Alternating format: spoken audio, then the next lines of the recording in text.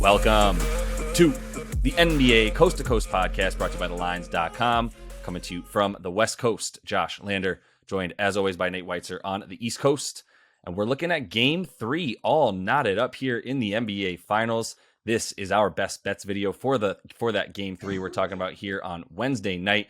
Also want to make sure to like and subscribe to that page. Check out the Play Up Props video we have up for you guys and continue to follow along throughout the rest of these finals. Also head to thelines.com and check out everything that we're putting up on the site and use that odds finder tool on there to make sure that you're getting the best odds available to you and all these books that are giving us bets this NBA Finals. We had a wonderful best bets video last time. Hopefully you were following along. 4-0 for the kids. Jokic was the leading scorer in the game by a long shot, and the Nuggets did not win that game, but they need to win the series to hit that prop. But yeah, Jokic to lead this series looks really, really good right now. The Heat are scored well over 103, 111 in that one. They also covered 8.5 by winning the game. And Gabe Vincent had actually 23 points, I believe, which he only needed 13. So we'll probably continue to go back to him. I know I will. But let's jump into your first best bet here, Nate. Yes, the theme of today's show is not panicking, as we have been professing to bet the Nuggets for weeks now to win the series in at least 6 games or fewer, and that's the bet I'm looking at now. If you want to take advantage of that, the fact that now the odds are pretty good for a team that was minus 800 after they won Game 1. So you can get them minus 1.5 in this series at plus 120. You can get the exact 4-2 win at plus 330 if you tack on Jokic MVP. I don't see any chance he's not winning the MVP, so that's just a little slight boost there. I'd put a unit on either of those, certainly, and then maybe a quarter unit on this, because if we're saying Nuggets are going to win in exactly 6, how's it going to play out then? I think Nuggets will win Game 3, lose Game 4, win the other 2. I mean, you play around with it however you want. But the correct order, you can usually get plus 800 or plus 900 odds on those. So it might be worth betting 2 of those different ones, and then you kind of come out with pretty good odds, even if one does not. I mean, when one does not hit. But so I mean, here's why I'm not panicking. I mean, the Heat are going to heat. They're gonna win clutch games.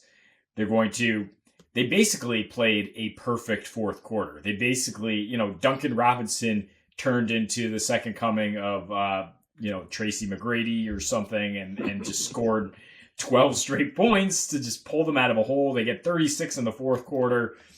They shot, again, nearly 50% from 3, which they do a lot in these playoffs, but, they don't shoot as well at home from 3.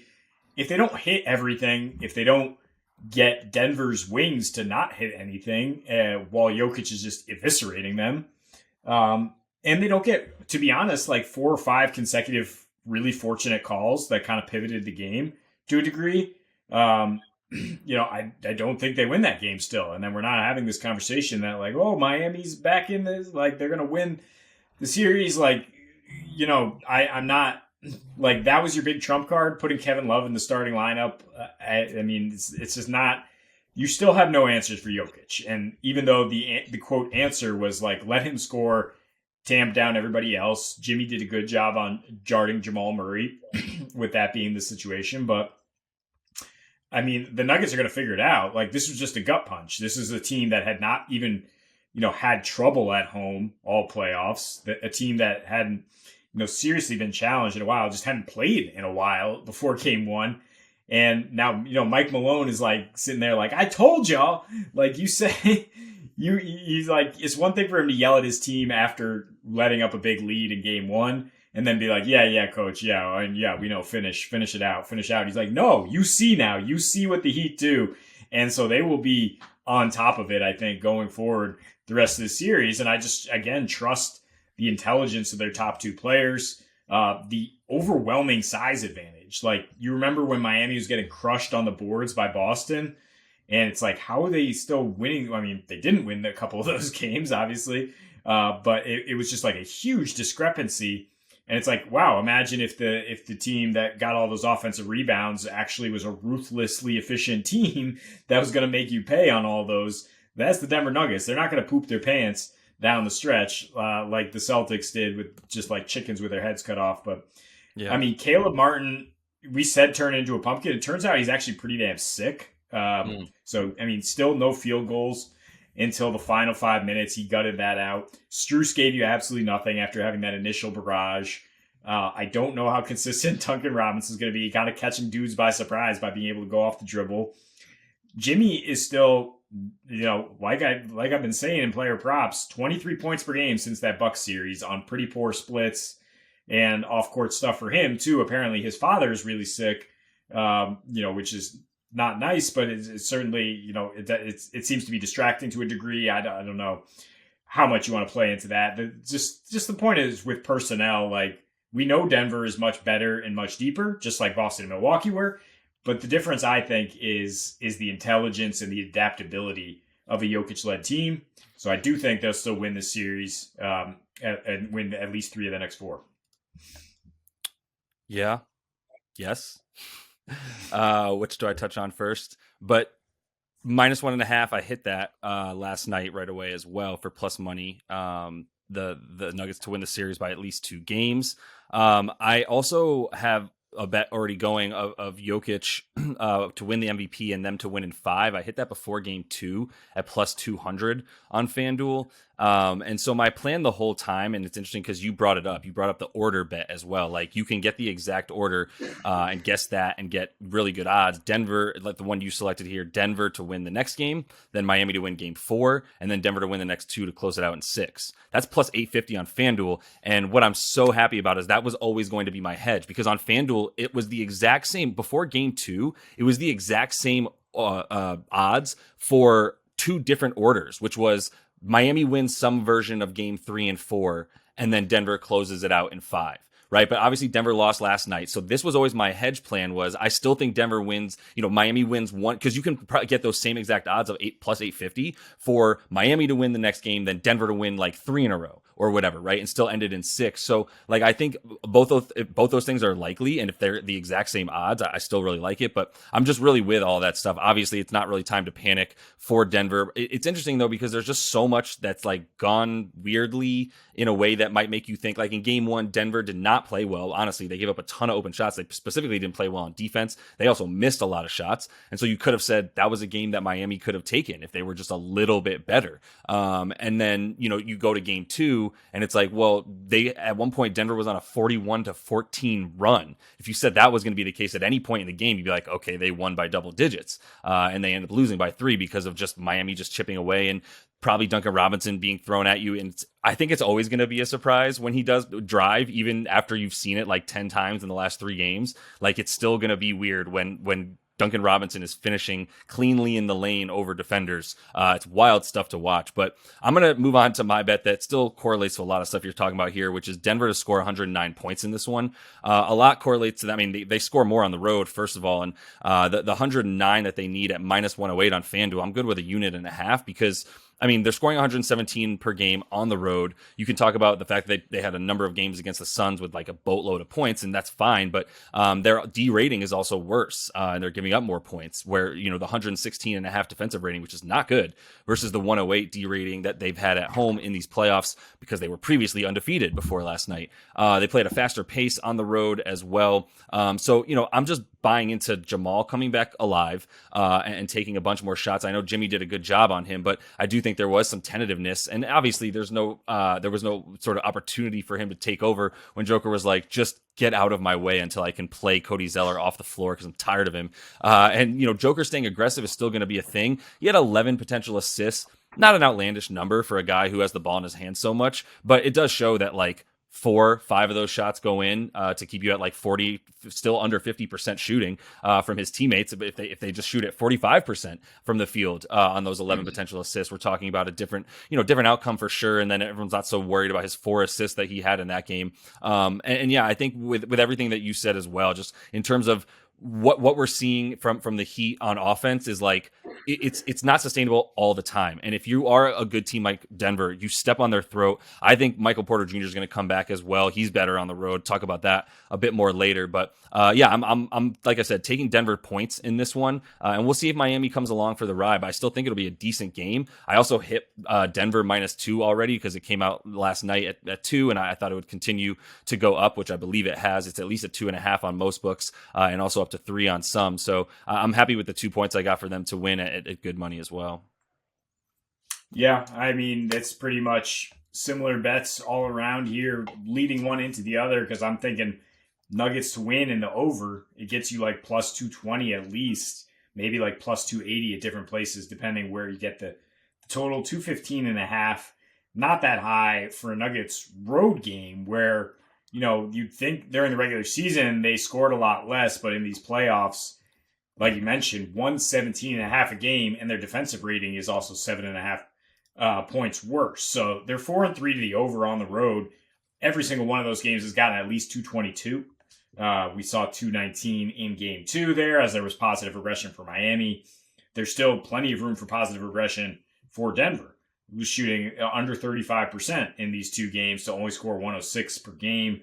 Still adjusting to that zone, which, Josh is actually saying, like, I wish they stayed in that zone longer because Jokic was getting ready to dice them up and kick it out. Certainly, if MPJ comes back strong, that will help their offense and not necessarily the defense as much. But look, Miami's defense, it's been up and down.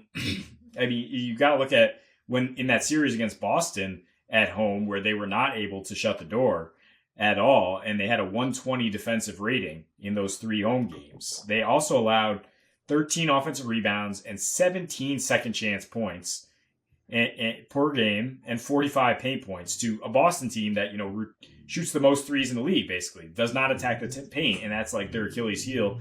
And Denver is not going to rely too much on the 3. Then, we're not just sitting here going like, well, if they shoot 39% from 3, this will turn around. Like, no, they can get it going inside and out. Like, do you guys remember the first half of game 1?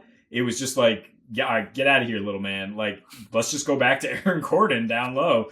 They have 3 guys who are taller than Bam. And I do expect Miami to be able to score enough to get this game over. I mean, certainly if Denver gets over their total, you don't need much more. Because, they have a 153 offensive rating in the second half in the fourth quarter of these 2 games here. In the playoffs, it's 121.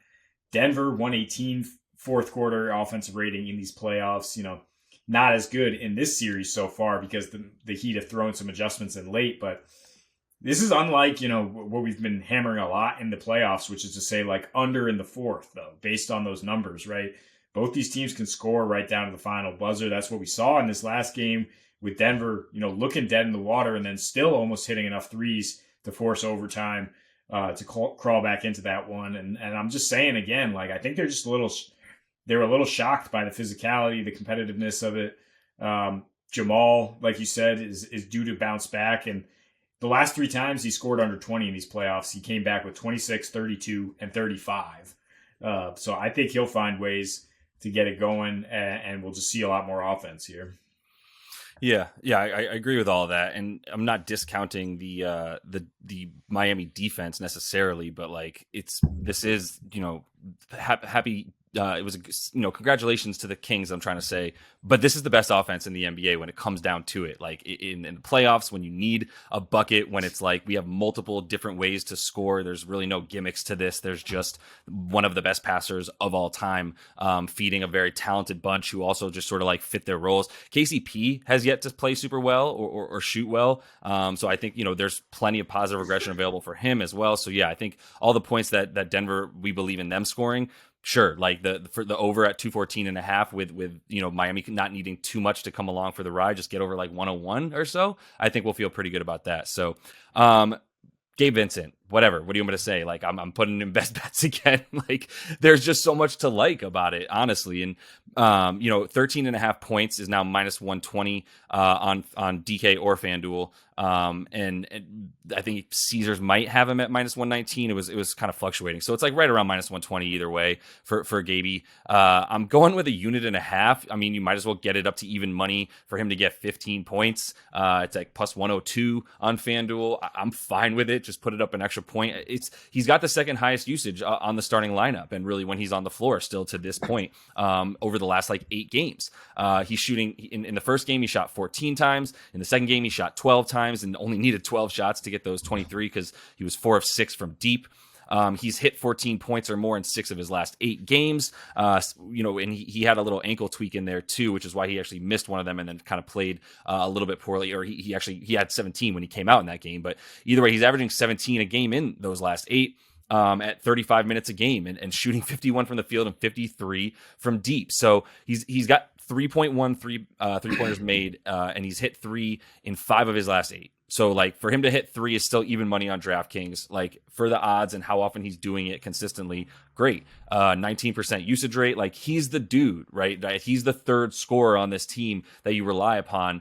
He could probably take a few more shots if he wanted to, but he's also, playing alongside other starters consistently. There's really not that many, if any, second line minutes for him at this point. So, he's playing with these guys, but he's still got the green light to shoot. And whatever's going on with Jimmy, that is the reason that he's still, he took 19 shots last game. Not very efficient, only 7 made shots. So, whatever is going on with him on offense, he's still bringing on defense. Whatever is going on with him on offense is when they call upon Gabe Vincent. And Max Strus just doesn't shoot after like the first quarter, and it'll continue to be that way in the first half. Really, like once he's hit his shots, the second half is really not when he starts to take off, especially because that is when you see the majority of Duncan Robinson's minutes. But Gabe Vincent is out there for all 35 minutes that he's been playing, and I'm going to continue to ride him. Like, just do the percentages. If he shoots the ball 13 times a game on average, he's got to make like 4 shots, including like a couple threes and the 3 free throws that he's getting. But Bob's your uncle. You're at like 14 points. Yeah, I mean, let's go through it. Kyle Lowry, after a nice game 1, minus 15. Caleb Martin, apparently really sick with a non-COVID illness. Jimmy struggling to score against these big guys. Tyler Hero, not positive. Reports about him playing in game 3, still hand soreness, and him basically saying, like, I don't want to mess up this mojo right now. So, yeah, it's still Gabe Vincent playing 35 minutes. He actually played a little less in that elite performance in game 2, but, more efficiency. So, I mean, 14 points is really low for him, and I'm looking at some of these head-to-head props and player props, even for him to outscore MPJ or Aaron Gordon, I'd rather go with MPJ based on what we saw last game. So, I mean, look at the head-to-head in terms of Vincent being undervalued because, he's a pretty good bet for 15, if not more, like we saw the last 2 games. Yep, that's been working out as well, the head-to-heads with Gabe Vincent as well. I wish there was an over-under, like, $19.5 million a year that he's about to make next year. I'll take the over on that at this point. Like, he's nice and there's no moment too big for him. So we'll continue to ride with Gabe, even as they continue to slightly raise his props. Like, I still don't think it's fully market corrected. So that's all the time we have for you, though, in this Best Bets video. Make sure to like and subscribe to that page. Check out the play of props we have up for you as well. And until we see you next, happy betting.